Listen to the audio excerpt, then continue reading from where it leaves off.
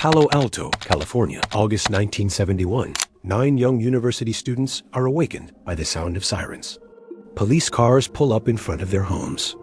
They are searched, handcuffed, and taken to the police station on charges of armed robbery. The process is real. Fingerprints are taken, identification photos are snapped, and they are blindfolded. But the final destination is not an ordinary prison. They are taken to the basement of the Stanford University Psychology Department, transformed into a temporary jail. What these young men do not know is that they have crossed an invisible threshold. They were divided by the toss of a coin. Half would be prisoners, the other half guards.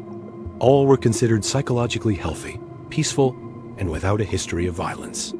But in less than 36 hours, the experiment would begin to spiral out of control. What was supposed to be a 2-week study on prison life became an abysmal dive into the darkness of the human soul. Before long, the guards, ordinary young men who, days earlier, protested against the Vietnam War and preached free love, began to create psychological torture methods that defied logic. They forced prisoners to clean toilets with their bare hands, deprived them of sleep, and subjected them to simulated sexual humiliations. There were no sadists selected for the role. There was only the system. This leads us to a question most of us avoid asking. What if the line separating a good person from a monster is not a steel barrier, but a chalk line that the wind can erase? What if your morality is not an immutable character trait, but merely a reflection of the environment in which you are currently placed? This is the Lucifer Effect, the transformation of goodness into evil, not by a conscious and villainous choice, but by a systematic process of the erosion of identity. What happened in that Stanford basement was not an anomaly. It was a demonstration of how the system can hijack individual conscience and replace it with an iron mask. And most disturbing, the mechanisms that transformed those students into aggressors are operating. At this very moment, in the structures of our modern society, in our algorithms, and in the institutions we inhabit. After all, do you really know what you would be capable of if the right situation knocked on your door? The moment those basement doors closed, the transformation began. It started with the uniforms. Zimbardo didn't just dress these young men. He disguised them. The guards were given identical khaki uniforms, whistles, and most importantly, silver-mirrored sunglasses. These glasses were a psychological weapon. They didn't just hide the eyes. They erased the individual. When you cannot see a man's eyes, you cannot see his humanity. You see a reflection of your own fear.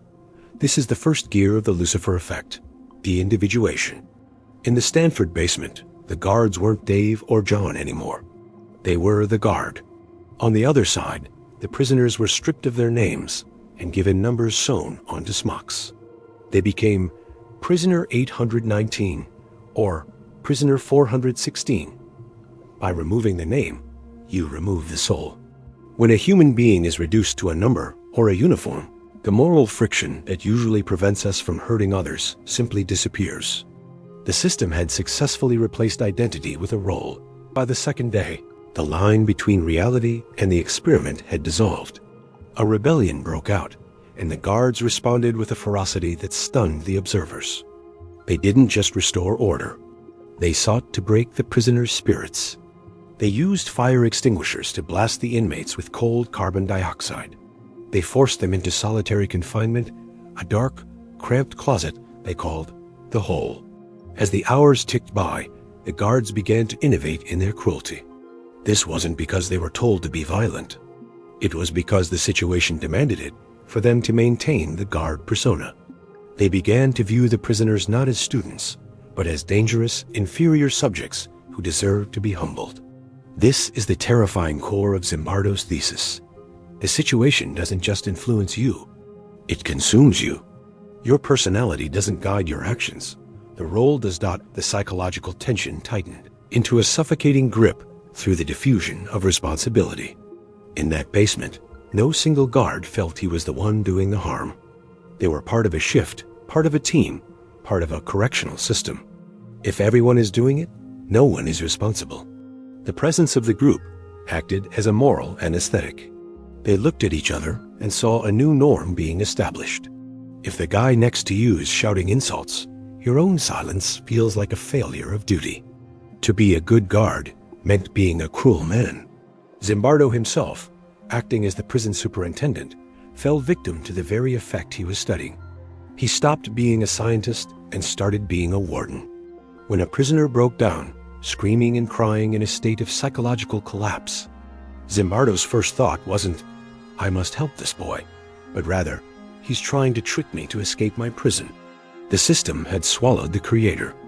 It proved that even the most educated minds are not immune to the power of a toxic environment. This descent into the abyss wasn't a slow crawl. It was a freefall. The guards began to force the prisoners to perform push-ups with other inmates sitting on their backs. They turned the most basic human needs, using the bathroom, eating, sleeping, into privileges that could be revoked at a whim. They were creating a world where power was the only currency. The Lucifer Effect shows that when you give people power without accountability, the good in them doesn't just hide, it is reconfigured into a tool for dominance now. Lift your gaze from that 1971 basement and look at the digital architecture of our world today. We have built a global Stanford prison experiment. The mirrored sunglasses of the guards have been replaced by the glowing screens of our devices. Anonymity is the new de-individuation. When you comment on a stranger's life from behind a pseudonym or a profile picture of a landscape, you are wearing the khaki uniform. You are no longer a neighbor. You are an agent of a digital faction. The algorithms are our prison superintendent. They don't care about your morality. They care about your engagement. They reward the most aggressive behaviors, the sharpest insults, and the deepest polarizations.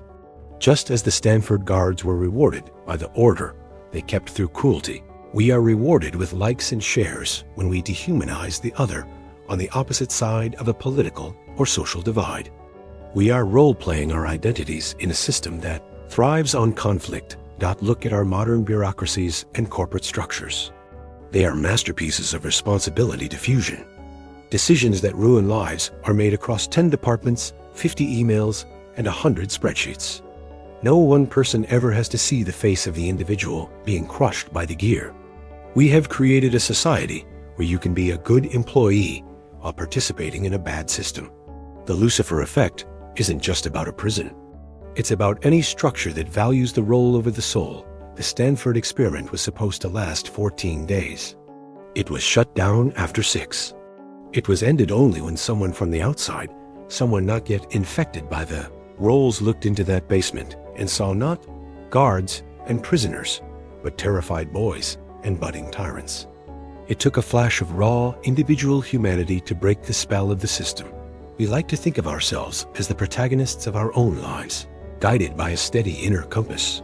But Zimbardo's work serves as a chilling warning. Your compass is calibrated by the magnetic field of the room you are standing in. If the field is strong enough, north becomes wherever the system tells you it is. We are not as solid as we think. We are fluid, taking the shape of the containers we are poured into. The Lucifer Effect is the mirror that refuses to flatter us. It shows that the capacity for unimaginable cruelty doesn't require a monster. It only requires a person who has forgotten who they are in order to become what the system wants. The doors of that basement are always open, waiting for the next group of good people to walk in, put on the glasses, and wait for the transformation to begin. The only thing standing between you and the guard is the terrifying realization that given the right uniform, you would have cleaned the glasses and stepped onto the shift without a second thought.